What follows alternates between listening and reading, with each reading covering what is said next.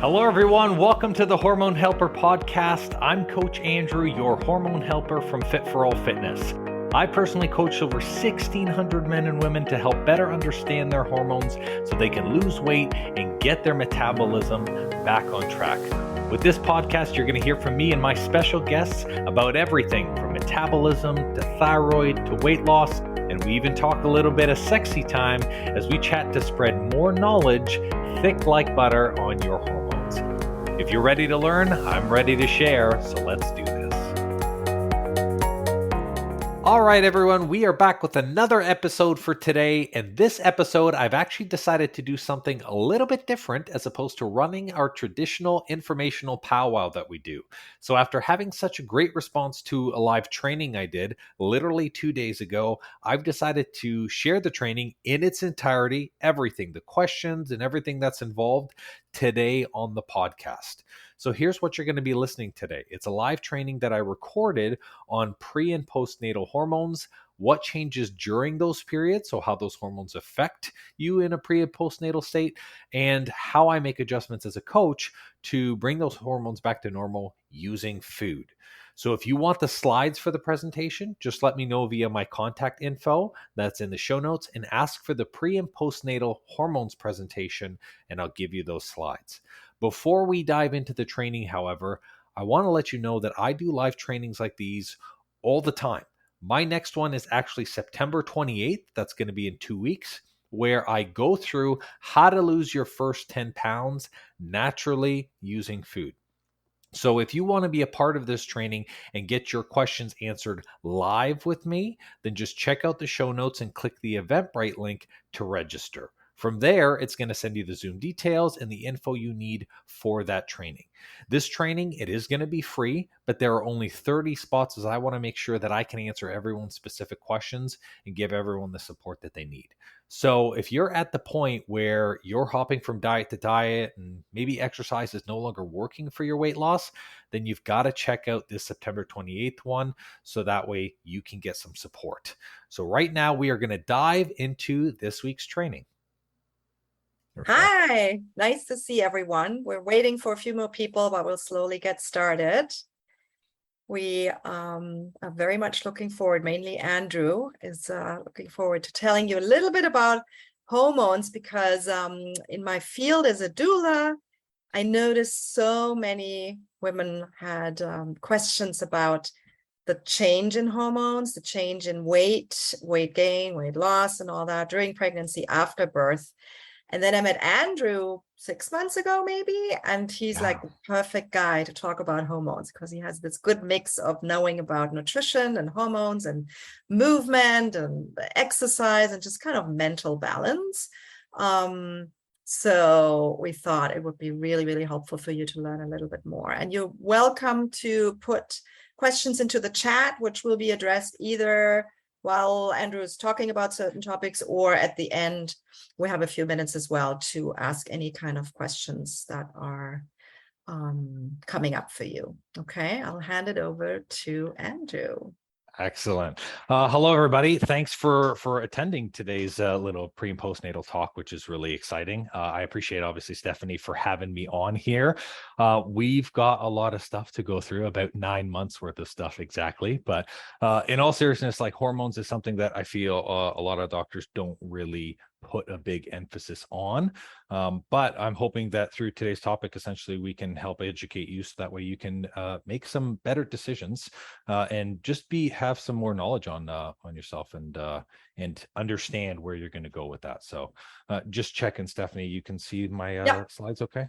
Yes. Amazing. So excellent. Before we start going into, I want to give kind of a little bit of a summary on me and why I focus so much on hormones, especially as a male. I know I get a ton of that, like, you're not exactly a mom type category, but that is all good. So essentially, my name is Andrew Costa, and I basically operate a company called Fit for All Fitness. So we specialize in helping mid-age women basically through any hormone transition. So pre and postnatal, pre and postmenopause, or conditions that might affect someone's metabolism like hyper or hypothyroidism. I've been in the industry for about 8 years now, and I got into hormones specifically because my hormones were damaged in the past. So I had to go undergo hormone therapy after radiation treatment. So that was chemo. And that left me with chronically low adrenals and low testosterone. So the struggle for me from a hormonal perspective wasn't actually going through radiation like most people would think. My struggle was actually after I left the hospital. So once they released me, there really was no support for me to get back to the way I was before. And I had to learn all by myself. I had to go to naturopaths. I had to go to endocrinologists, understand how to eat right for my body type, and ultimately go back to school so that way I can understand how to fix my hormones. Hormones is something that you may get a blood work once or twice in your life, hopefully more than that. But a doctor will look at it, and if you're within a general range, they just say, hey, you're good to go. And they don't really talk anything else about that. But really, what my goal is today is to help you ladies understand essentially the basics of how hormones work, which hormones are active and present during pregnancy, and really what you can do to help your journey both pre and postnatal. So don't worry about grabbing my details above. I'll drop them later as well too. But along this, I encourage you guys to drop any questions in the chat. Stephanie will notify me if there's any ones there. Or you can save your questions at the end and we can go through them together. So either works. So what are hormones and do you have them? Yes, you have them. Everybody has hormones. And hormones are basically a substance that's made by your body to either stimulate a specific cell or to get some type of a tissue to do something. So I like to explain to people it acts as kind of like a switch, like you'll see on that railway track there, or it acts as a driver. So from a switch perspective, a hormone might change the direction or change the way that something operates in your body. Or like a driver, it's going to steer a specific path and it's going to help navigate a course within your system. So that is how hormones genuinely affect the body. From your body system, there's over 50 hormones that the body makes. And we're not going to go through all of the hormones today. We're going to talk about obviously the ones related to pre and post pregnancy, but I want to talk to you about where these hormones actually come from. So everybody has the same main systems that create the hormones throughout the body. You have your pituitary gland. So that's found right in the center of your forehead. That's responsible for basically your main actuation of hormones. You have your thyroid gland that sits right at the front of your throat, little butterfly shaped gland there. You have your adrenal glands. So those are two small little triangle shaped glands that sit on top of your kidneys. You have your liver. That's responsible for creating hormones and processing hormones. And then, of course, you have your ovaries and testicles, depending on whether you're male or female. So these are the main hormones that essentially govern metabolic function. And they're going to be responsible for governing what kind of function you're having through your pre and postnatal system as well. In terms of the benefits of having balanced hormones, many of you might be like, well, I've never had issues with my hormones before. I've never looked at them before. Why should I? Well, hormones have a lot of basic functions, but really it's about making sure that your body is stable through pregnancy and your body becomes stable after pregnancy. So, for example, managing weight. So your hormones are responsible for managing how much weight comes on and comes off after your pregnancy. It's going to help with your energy usage and your energy maintenance. From a quality of life perspective, hormones are used to promote deeper sleep, increase steady energy. They're responsible for your lean and muscle tissue development from a structural perspective, and really the main systems of how your body functions. So any type of tissue, any type of bone that's created, the pre-construction of your baby. So as your fetus is developing within you, and then your hormones are also going to be responsible for how much or what the quality of nutrients are that are being fed to your baby. So there's a lot of benefits to having healthy and stable hormones. And this is why we're going to go through hormones today.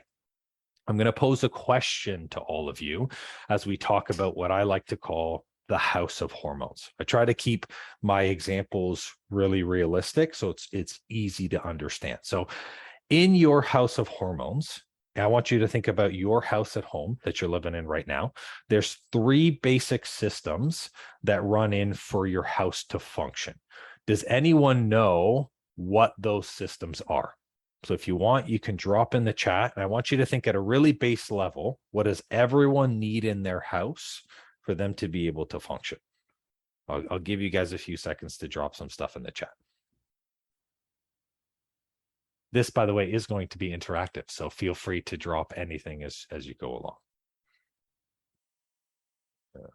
And Stephanie, if you can let me know, because I actually can't see the chat on here if there's any. So far, people are quiet. Okay, so if you're quiet, then that means you must need to know. Good water, someone says. Good. Okay, so food. Okay, so heat from a water perspective, hey, Stephanie's got one. Perfect. Heat. Harris, you've got one that's close. So for water, you need plumbing, and plumbing is a good one. And the final one is electrical. So essentially, these are the main systems that everybody has in their house. They have electrical. So that system is run by your panel in your house. You have your heating and cooling, which is run by your thermostat/furnace. And you've got your plumbing, and that's kind of a standalone system, but it's responsible for the water in your home as well, too. So for each one of these systems, we're going to connect the body part to it, and you can start to understand better how your hormones operate. So from your electrical panel is essentially your brain. So it reads how much your hormones ask for and need, and then it either improves your body to put out that power or to put out those hormones accordingly. So if you think about it, all of your panels have a little meter, an electrical meter that's at home. It reads what your usage is, and then it's the panel's responsibility to say, do they need more power or do they need less power? And in our case, from a hormone perspective, your pituitary gland's taking a look at those hormones, and it's saying, do I need to make more or do I need to make less hormones? What am I seeing, and how much is my output that I need to put for this body to function correctly? The second is going to be your heating and your cooling. So we're going to connect that to your thyroid. So in your house, your furnace is responsible for creating heat, and it's responsible for cycling air through the entire house. And your thermostat, or like the kind of Nest style thing now, that's what people have. That's basically the input and output that you can slightly adjust.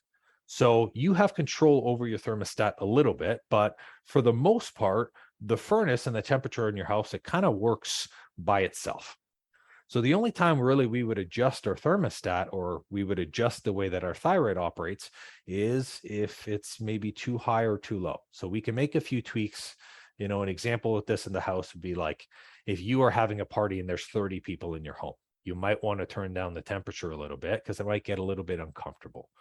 So your thyroid operates the same way. It's responsible for governing your metabolism, and hot is going to be fast and cold is going to be slow.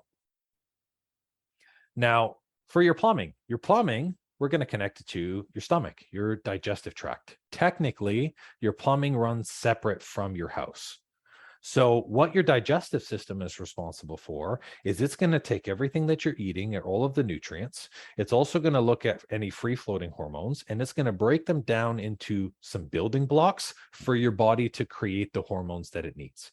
We need the raw materials in order for things like your brain, your thyroid, your liver, your adrenal gland to be able to actually create these hormones in the first place. So when these nutrients come in, if your plumbing system is really good, then you're going to get those nutrients circling around. What I mean by this system runs a little separately is just like in your house, technically, if you had no heat and you had no power, you could still flush your toilet and go to the washer.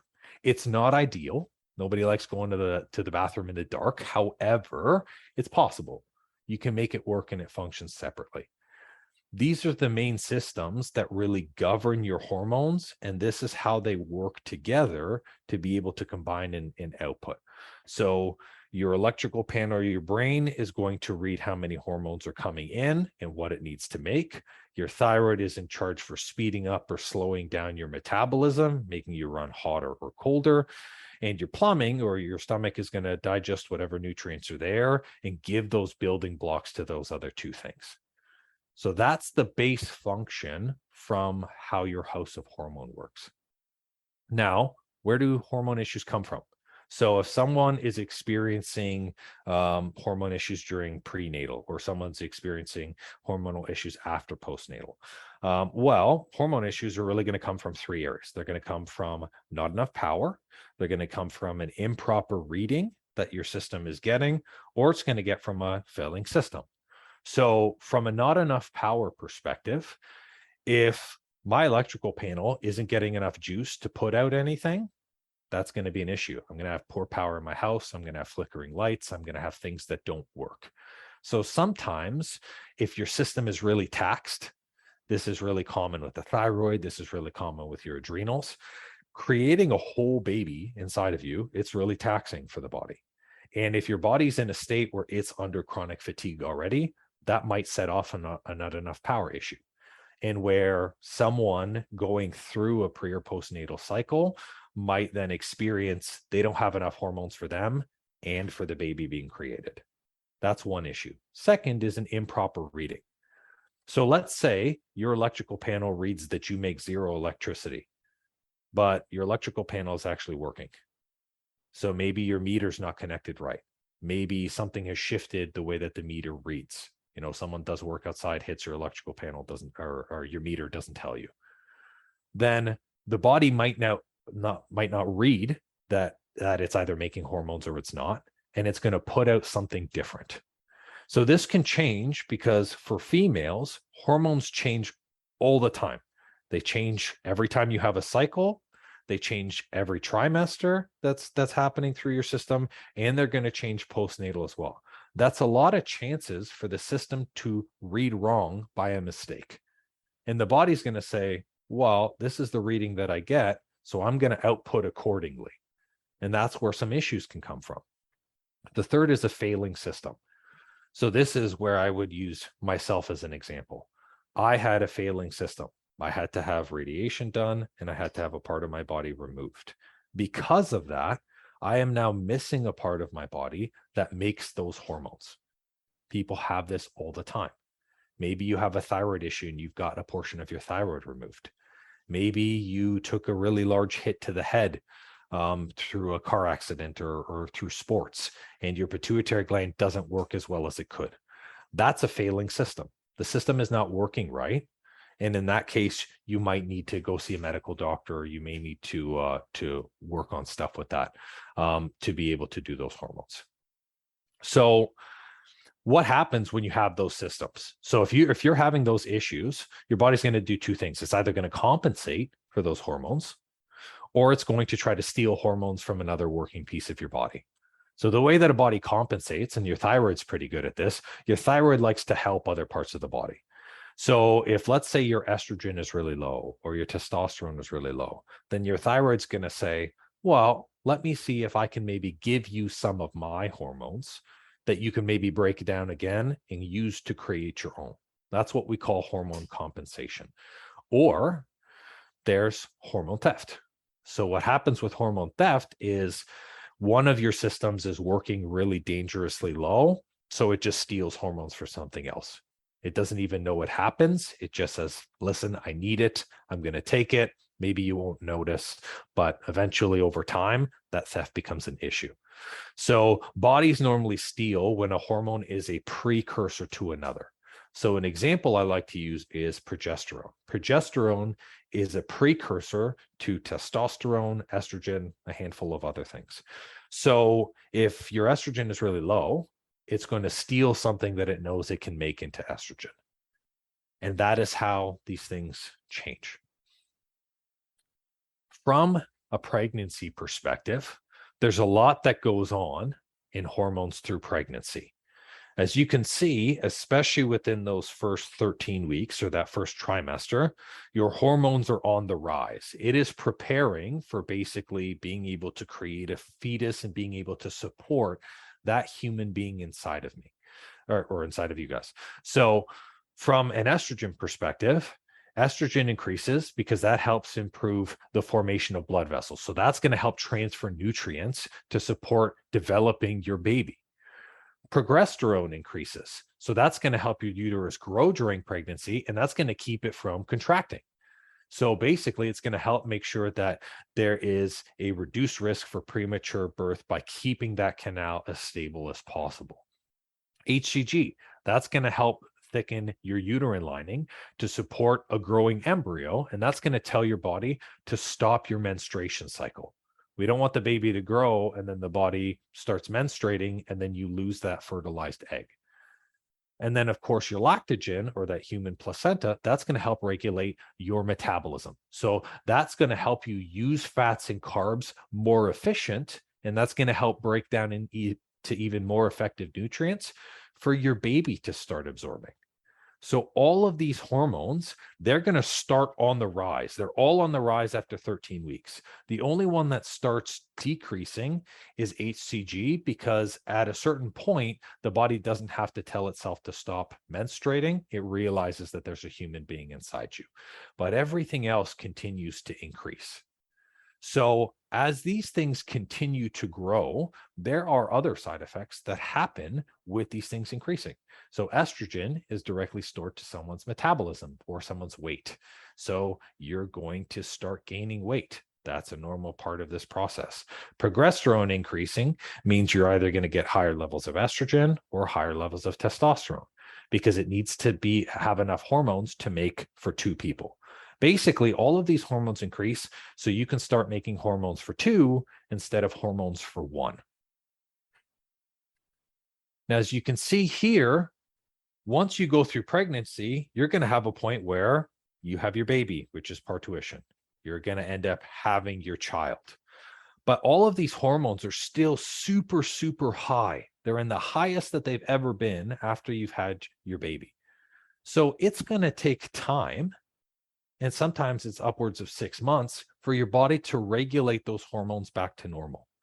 And it's going to have up to a 6-month period where your hormones will shift in waves to continue to reduce and plateau. So this is where a lot of these false readings or a lot of these hormone changes are going to happen for a new mom. So they happen through before someone has their pregnancy. Once someone has their baby, those hormones are going to fluctuate 2 to 3 times in an attempt to stabilize itself to make hormones for one. So all of these areas of fluctuation and change, as you can see, some of them are really, really high in terms of fluctuation. This is where a lot of the issues of hormone imbalance can happen. So what are some of the things that I see with hormone imbalance? Well, I see someone still has an increase in body fat. So they gain their baby weight, but they're not able to get the baby weight off. So their body doesn't return to normal like it should. I see a decrease in muscle mass or the inability to build muscle because their body is in a fat storage mode and it's not in a muscle building and self-sustaining mode. That results in someone having a decreased metabolism. So metabolism is going to be joint inflammation, digestive issues, daily energy, headaches. That is all from a poor running metabolism. So if your metabolism is running slow or running cold, you're going to have joint inflammation because it can't get rid of the inflammation fast enough. You're going to have digestive issues because it's not fast enough to digest food and break it down. That's going to result in poor daily energy and headaches. Moms are going to experience depression and anxiety possibly. So if they're having high levels of estrogen that's not being managed properly, that's going to result in high levels of a stress hormone called cortisol. That'll be responsible for someone's mood. So usually if someone's mood is really inconsistent after their pregnancy, or, some ladies would call it postpartum blues, that normally comes from a typical high of a hormone like this. They might have poor bone density. And, one thing as well too is poor contractions. So that's one that's during. So there's a lot of areas where having your hormones out of balance is going to end up affecting your system. And these issues you might experience both prenatal, during your pregnancy, and after your pregnancy. No one is immune to this.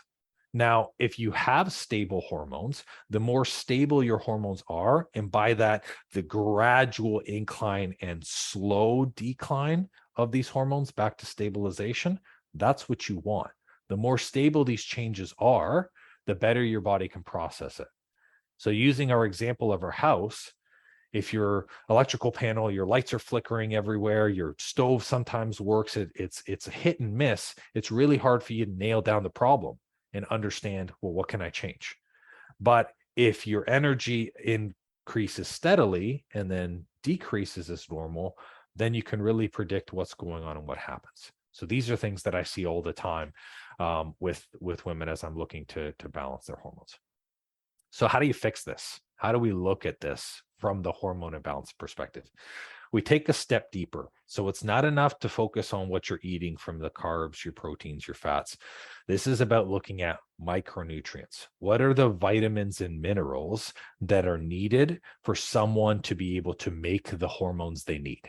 So vitamins and minerals are going to be the raw building blocks to create the hormones that you need through your pregnancy.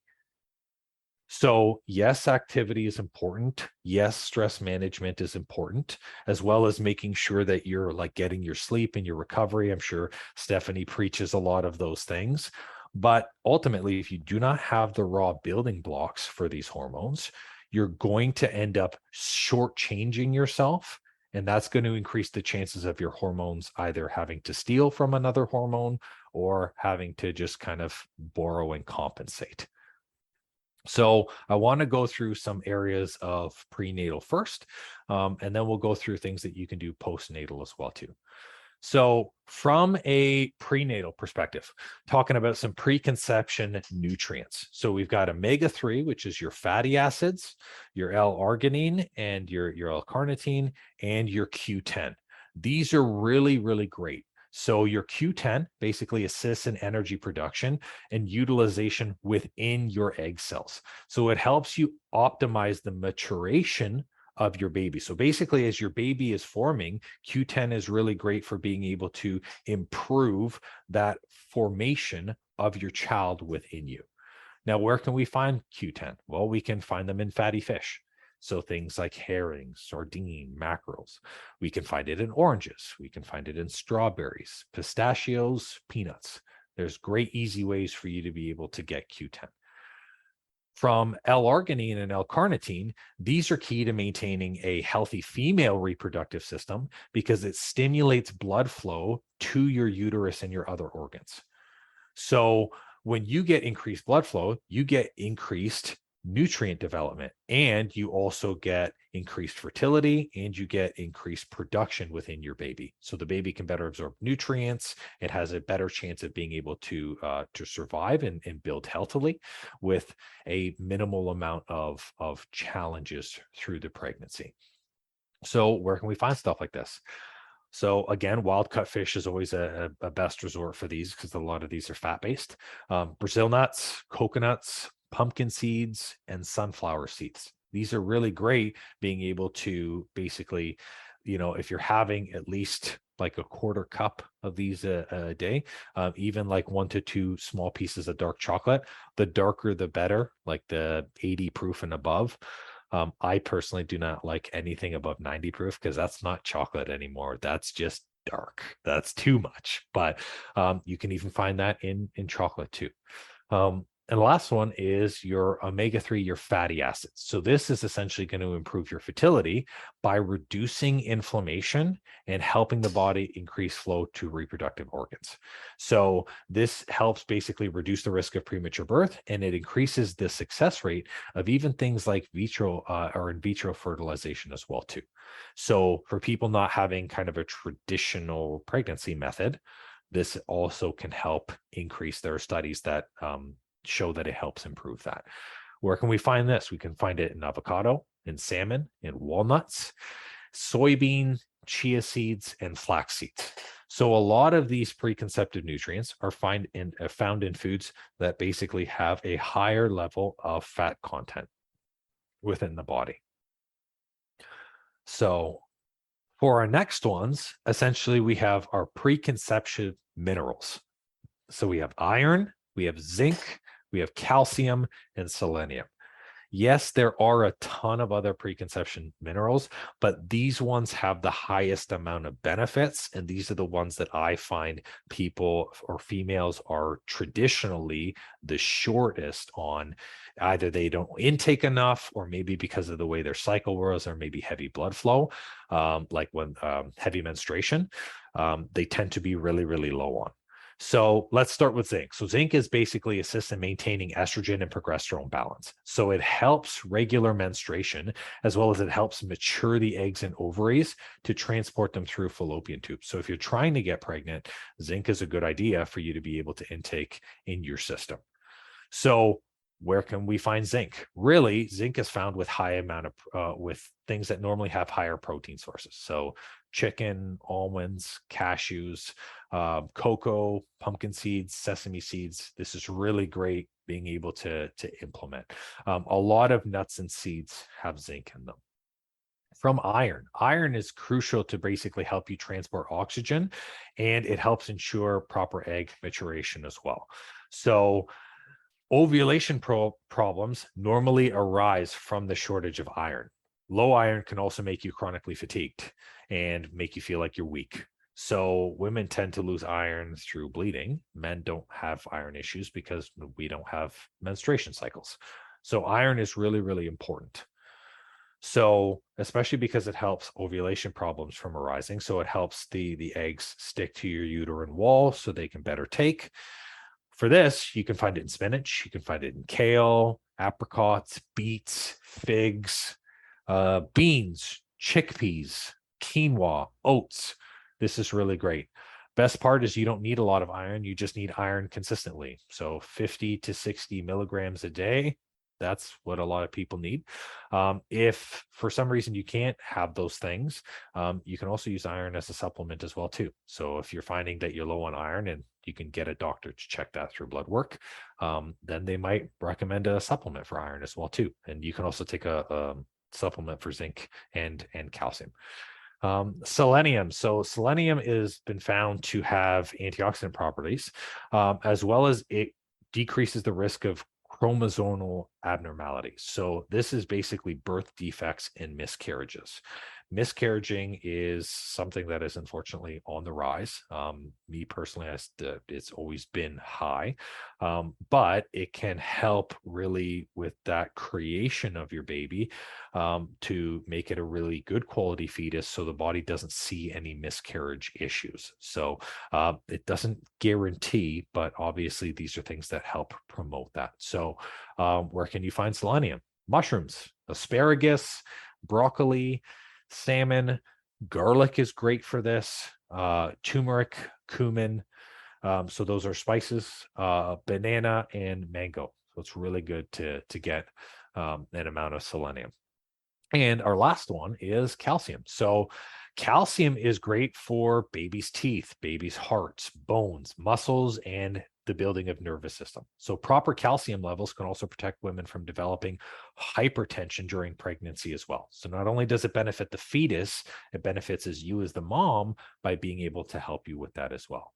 You can find calcium in a lot of things. So besides traditional things like dairy, sesame seeds, chia seeds, almond, herring, bok choy, cheese. These are all great in being able to find calcium. Last one is your iodine. I didn't put it there because it's a lower one, but iodine is needed for proper thyroid production. Basically, this is going to help in the development of a baby's nervous system. So iodine deficiency has been associated with increased rates of infertility. So you want to make sure you're getting your iodine in. Normally, this isn't something that women tend to be low in. If as long as you're cooking with salt and you're having a lot of salt is mixed with iodine, then you should be fine with that. From the vitamin perspective, main four from vitamins is going to be your vitamin A, your vitamin E, your B complex, and your vitamin D. Your vitamin B complex, so this is your B3, your B6, your B9, your B12. There's like a million Bs. They're crucial before and during pregnancy, and that's because they lower the risk of pregnancy complications and birth defects. So as well as they help the formation of the the fetus's brain and your nervous system. So if you want your baby to be super smart, then you want to be taking some Bs. Vitamin D. So vitamin D is really important for your ovarian eggs to properly mature. So for them to be able to grow into a fetus, that's important. And vitamin A, that's going to aid in tissue repair after your childbirth. So from a preconception standpoint, as you can see, there's a lot of main things. If you guys need this information, I'm more than happy to share the slides as well too, because I don't expect everyone to memorize every single thing, as well as this is recorded, so we can drop the recording as well too. Now, depending on people's deficiencies or depending on people's hormone profile, you may need more than another person. So, what I always recommend is that you go see a doctor or you get a Dutch test done to check basically where these levels are at. It's really easy to check, and then from there, you can either work with a specialist, myself, or work with your doctor to be able to really determine what level do you need to be at and what do you need to put in with your food. Next, I want to talk postnatal. So growing your baby is all fine and dandy, and then you have your baby, and then the body needs to now go back to just making hormones and energy for you. This is where a lot of people tend to not focus on. The prenatal, everyone is so paranoid about, I want my baby to be the absolute best. I want it to be the healthiest. And then as moms, you tend to put yourself second, and then the post kind of falls off the wagon. So three main nutrients that you really need, especially post pregnancy. And this is what we're going to talk about: iron, iron rich foods. So it's important to replenish the iron because you could possibly bleed a lot during childbirth. And this is something as well. Also, if you're breastfeeding, your iron stores supply your baby with iron for their proper development. So you have to remember, if you ladies are planning on breastfeeding as well, breastfeeding takes a significant amount of nutrients from you and gives it to the baby. So if you're someone who's already low on iron, you might be at a really, really dangerously low level, which iron is so important. All of those foods that are listed in that circle, that's good for iron-based foods, but iron essentially supply your baby with iron for their proper development and for their better thyroid function as well. So iron for you, for the purpose of making sure that you're having good energy levels, that your iron is consistent, but also if you're planning on breastfeeding, iron for the baby too. That's really important. Your vitamin B12. So B12 is required for proper red blood cell development. It helps with energy production and it helps form your DNA. So after you have your baby, B12 tends to be low because you're giving all this B12 to your baby. And it's important that essentially you fuel that B12 back, because otherwise you're going to have chronically low energy, low blood cell count, accounts for possible anemia, possible fatigue that you're having. It can slow down your metabolism. So it's important for you, and it's important for your babies if you're breastfeeding, because babies with inadequate B12 levels, they're often more irritable. So they tend to be irritable, they tend to be really colicky, and they have an increased risk of failure to thrive. So normally what you'll see is an onset of developmental delays. So best sources for this are going to be animal foods. However, you can take a B12 supplement if you're a vegan or you're doing something that's just a vegetarian based diet. Last one, your DHA, which is basically an omega-3 fatty acid. So this is actually one that's good for both prenatal and for postnatal. So four main sources are going to be there. Basically, your nuts. So really any nuts and seeds, but Brazil nuts are going to be a main. Flax seeds is really great for this. Hemp hearts as well. Eggs and your salmon. So infants of mothers with high DHA concentration in the breast milk have been shown to have improved brain and vision development. So even if you're not breastfeeding, there has been research in the role of DHA. It helps enhance mental focus. DHA helps reduce your inflammation, and it helps reduce the risk of postpartum depression as well. So for you as a mom afterwards, and for the baby if you're planning on breastfeeding, those are really, really beneficial. So pre and post, I'm focusing a lot on vitamins and minerals. Now, it is still important that you exercise regularly. From a vaginal perspective, doing Kegels or doing Pilates is really important to make sure that you are securing the abdominal wall, both pre-pregnancy up until the third trimester. So then that way your contractions are steady and controlled. And postnatal, because you want to make sure that everything, that you don't have any urinary continence and you're not struggling with any, unintended pees, as I call them, right? You want to make sure that that's stable. That's really important for you to do as well.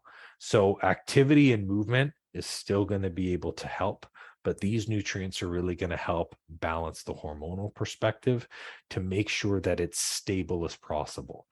Now, there may be some of you who have actual medical issues. Like I said, maybe you're like me, you had a piece of yourself removed, or you have a diagnosed thyroid issue.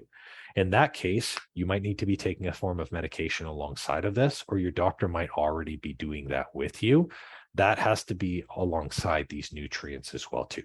So I always recommend that you talk with a doctor if you're on medication to make sure that none of these nutrients are going to affect anything, but it's important to take a look at that as well, too. I know that that is a bucket ton of information and it's a slew of stuff, and you're probably going to have any questions. So at this point, any questions that you have, feel free to ask. So you can either drop it in the chat, or if you're comfortable, like pop on camera, come off of mute, and you can answer the questions as well too. So this is really where you can maybe get some individual support or some insight on yourself. I've also left up my information up there as well too. If you scan that QR code, I do an awesome podcast called the Hormone Helper Podcast. It talks everything hormones, everything female, lifestyle as well too.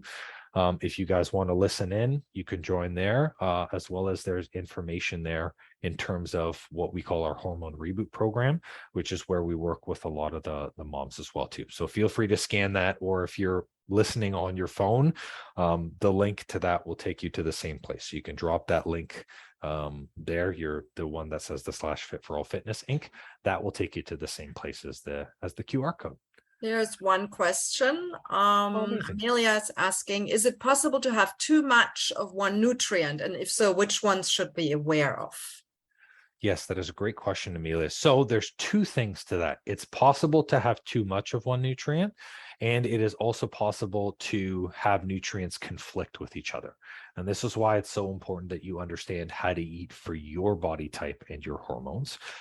So you can have too much zinc. So zinc helping estrogen and helping progesterone. Too much zinc results in black stools, and it can result in severe constipation, and that's not going to be good for you, as well as it can actually stunt or put a pause on the way that it perfects your helps with your progesterone. So that's important. I always tell people you should be taking no more than 50 milligrams of zinc. Anything more than that is not needed unless you have a medical condition and your doctor specifically telling you to do that. For the most part, anything above 50 is not needed.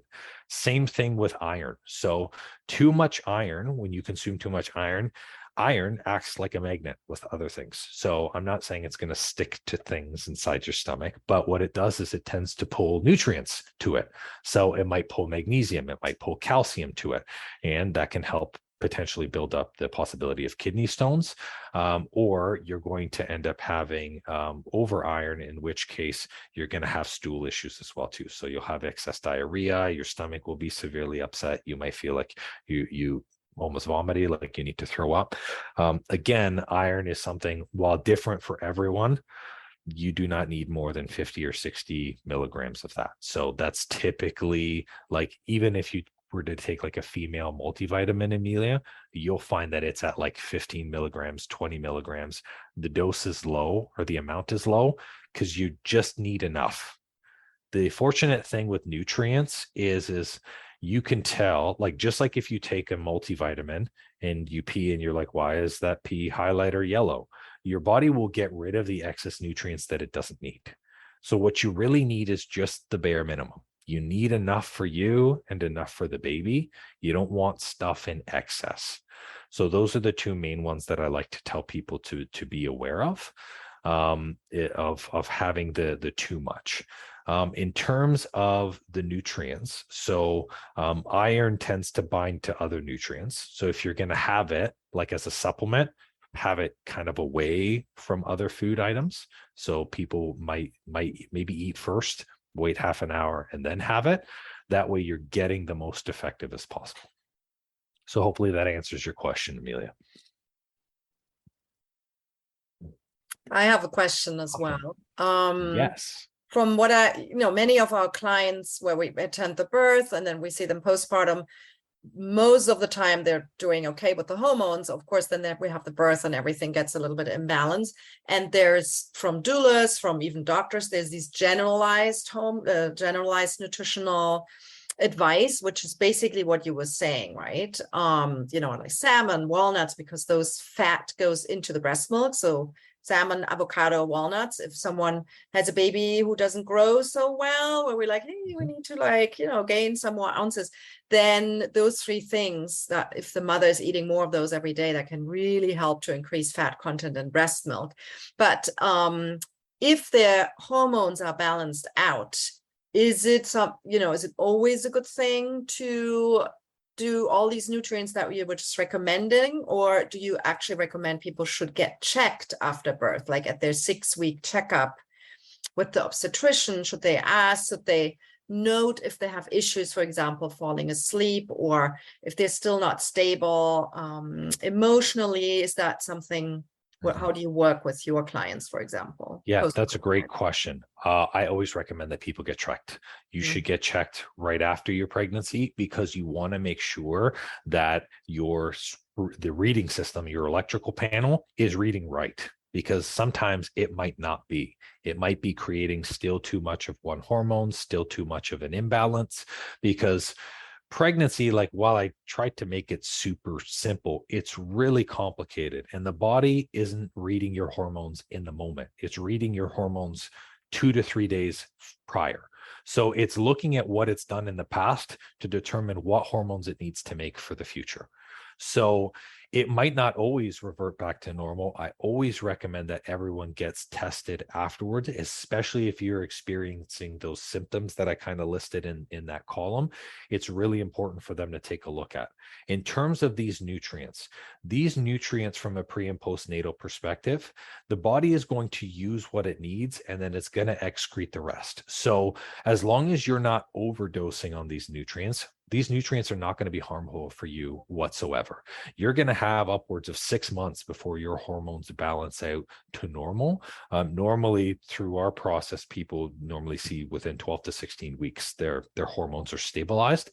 So during that time, taking these nutrients consistently is a great idea, regardless of whether you're breastfeeding or not, because they're going to help with you. And that includes the prenatal ones as well, too. So keeping those consistent through your routine. You don't have to have each one every day, but what I recommend is if you have a healthy, balanced diet and you're cycling these foods 2 to 3 times a week, then you're going to have more than enough, because the body will store a little bit just to make sure that it has some in the event of. Excellent. I see there's a question from Genesis. So do you recommend any specific multivitamins or supplements along with eating necessary nutrients? I feel like my prenatals help significantly, and now that I'm 8 months postpartum, it's sometimes difficult to get all the nutrients in. I have a love-hate relationship with supplements. I do believe that supplements have a place. However, I do feel that people misuse what supplements are for. So the word supplement means in addition to, not in replacement of. So the only time that I would use a supplement is, one, if I cannot put it into someone's food. So if someone has a dietary restriction, an allergy, or maybe they're like a vegan or vegetarian, and it is impossible for me to get the amount needed with food, then I recommend as a supplement. So one, I always ask myself, can I get it through food? Because if I can, One, it'll be cheaper for you because it's just with food. And two, it'll be more consistent for you to have it into your lifestyle because it's with food. So can I get it in with food? The second thing is based off of someone's hormonal profile. Is someone in an extreme low or an extreme high, in which case I have to counteract that nutrient. So if someone has extremely low iron, I'm not going to wait 5 weeks for someone to intake enough iron. I have to put them on an iron supplement. So supplements are not bad. And if you're finding it's difficult to get all of the nutrients in, you can supplement. There is a really good, and for those of you who have questions and stuff, you can take the link down. The link has my email in there, or you can even, Stephanie will might have some options as well too. If you're struggling, there are some good options of female multivitamins or prenatal vitamins that are good quality and have the basics kind of covered for these nutrients in minimal doses. But if possible, try to get it through food because you can't be on a supplement forever. And that's kind of my third thing. The supplement, at some point, you have to stop taking it. So unlike medication, supplements are not meant to be in your routine for life. So if you stop the supplement, does that mean you're going to be deficient of that nutrient now? So if possible, I like to be able to build it through someone's food in a way where they can keep it sustainably. It's in their routine. They might only have to eat, like, for example, iron, few foods a couple times a week, and their levels are stable. What do you think about the supplement advertisement where they say, well, you do need those supplements because food just doesn't have the same vitamins anymore and minerals that they used to have, just because of things are more processed, right? It just doesn't have it versus 30 years ago. That's what we hear, right? Many clients approach us because they're like, well, apparently it just doesn't have the same nutrients. Do you believe that, would you say? Or what's your experience? That is a fantastic question. Yes, nutrients have degraded significantly, as well as your hormone panels degraded significantly. So unfortunately, our Western way of eating and the way that we eat now has done a lot of damage on our hormone panel, and it's done a lot of damage to our food sources. So while I do agree that the food sources are lower, it really depends on the quality of food that you buy. So if you're the kind of person that's buying organic food, like I'm so fortunate that I literally have an organic food market like 2 blocks from my home. So everything is local from the farmer. I know where it's grown. I know what stuff is being like how they're feeding their animals, and everything is grass fed and grass finished. So in terms of the nutrient content, I'm getting as high as I absolutely can be. That being said, there are still things for my condition that I have no choice but to supplement with. Every person is going to be different. So if you can, buy as good quality food as possible. If you cannot buy high quality food, maybe it's not accessible to you in the area, maybe it's incredibly expensive, then you might need to be on, a multivitamin, but cycle that vitamin. So fresh, right? Even if it's not organic, but if it's fresh, then that helps too, from what I understand, correct?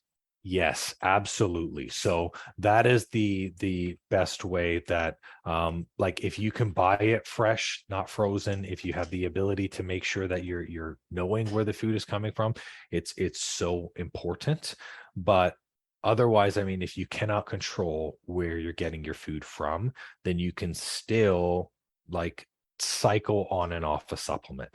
The long-term issue with being on supplementation or by like Jay says, absolutely. So the issue with having supplementation permanent is the body becomes accustomed to getting it without having to break it down. So your plumbing, right? If you put CLR, I don't, do they have CLR in the States? I'm from Canada, so maybe I don't know. there's cleaners. Okay, so if you put a cleaner, if you put like a Drano cleaner in your sink all the time, every time, week after week, and you continue to put Drano, of course your pipes are going to be incredibly clean. But the system wasn't designed to have that there all the time. The system needs to work without that stuff. And if your body can't work without the supplements, you need to address that first. And then you can worry about cycling the supplements on and off, if that makes sense.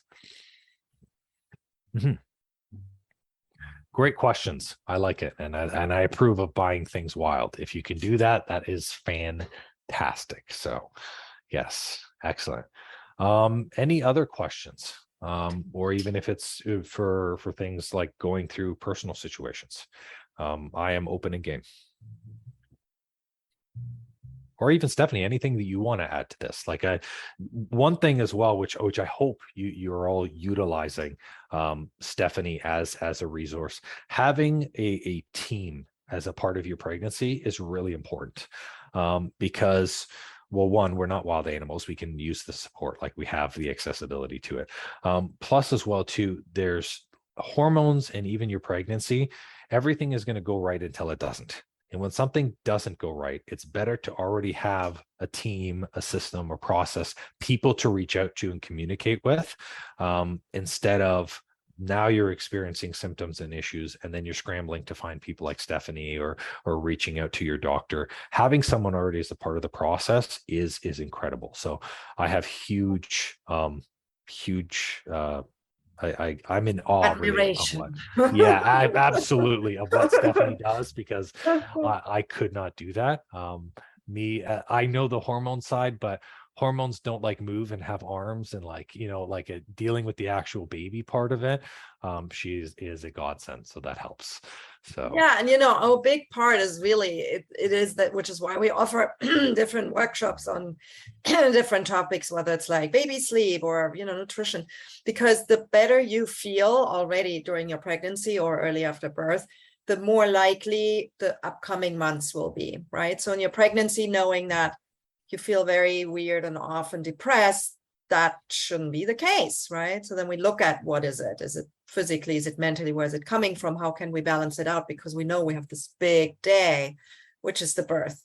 The better you feel during your pregnancy, the more likely you will have a good birth experience. And if you have a good birth experience, postpartum will go much easier, right? We cannot control everything. We can't control how your baby will be, and not always the position, and if you need an induction or not, but then we can control a lot of things around that. And that's a big part. And especially if you did feel that you're just not yourself like a month after birth, latest, that's something that should get addressed, right? Because if your hormones are balanced, if you're doing things nutritionally, you are feeling better mentally. The big part for many really is the weight, right? Which is what we wrote, because it's like, hey, I feel I'm kind of going back to normal. My body feels myself again. I feel how I felt before. And then you feel better about yourself physically, which then makes you feel better about yourself emotionally and mentally. But sometimes none of that happens. You're off mentally and emotionally, and you're just, everything is a duty. Yeah. And if that's the case, then of course you don't necessarily eat well, because we do need those muffins to kind of 3 o'clock in the morning, baby feeding, I need to eat too. So and that's a big part, right? So then we want to look at the first 4 weeks, it's perfectly normal whatever happens, but after 4 weeks you will need to see a light at the end of the tunnel. We want to look back and be like, hey, okay, we're feeling better now, we're feeling, I think I've got it slowly. Yeah, the first month, of course, the hormones are crazy, but they do need to balance. And so if you're not feeling yourself, if you're holding on to a lot of pounds, just reach out to us, mainly really Andrew, your OB, to just get some testings, for example, and also look at sometimes, what is it? Is it a daily schedule? Then it's more the lactation consultant to look at when do we feed the baby, right? Or is it more, I'm not feeling well physically, and then of course it's more hormones and postpartum regression of the uterus and all that. So there's, as I said, it is a very big puzzle that happens. And there's a lot of shift, but at the same time, in this field, there's a million of specialists, right? So there's no area in your life, except when you buy a house, where there's more specialists involved than pregnancy and birth and postpartum. Yeah, because Absolutely. there's so much change in your life, and because there's a lot of help that you can get to feel okay. It should be a time that's actually rewarding and very emotional in a good way. Does that make sense? Yeah. And the key thing when it comes to especially the weight as well is all weight is just storage. It's energy storage. And you have to ask why. Why is the body still storing? Even after the baby has left and you have the baby, why is that weight still being stored on your body? It's because the body thinks it needs it. And that is a great indicator that something is not the way that it should be. Because your body should, after you've had your child, say to itself, I no longer need this weight for two, and be able to do that. So especially as you breastfeed as well, because breastfeeding takes a lot of energy, takes a lot of nutrients, you should see your weight regress. If you don't, that could be an indicator as well. So that's an important thing. Oh, sorry, Jay, I saw that you had another. So does alkalinity affect hormone balance? Alkalinity, this buzzword of your pH level. Short answer, no. In terms of alkalinity, a lot of people are focusing on their total body acidity level. The thing is your stomach has to be naturally a little bit acidic for you to be able to digest and process nutrients. You don't want to be like 100% base ever. And the things that you consume that are base in level are going to become a little acidic once they hit your stomach anyways. So unless you're having issues specifically related to alkalinity, like you're having acid issues in your stomach, acid reflux, constant heartburn, you might have possible ulcers or maybe even colitis where your stomach is always not good, or you're even having stool issues where food's not digesting in your stool, then I would consider something like that. But from a hormone perspective, it doesn't. And 9 times out of 10, people don't really have alkalinity issues as long as they're eating a balanced diet. So hopefully that helps. Thank you so much, Andrew. Super helpful. Very I think the good balance of pregnancy and postpartum, since we don't know where everyone is in their pregnancy and postpartum stage, right? So I hope you all got something out of this and learned a little bit and can increase your kale and salmon. I certainly will. Non-pregnant, non-postpartum, but we know it's good for us in general.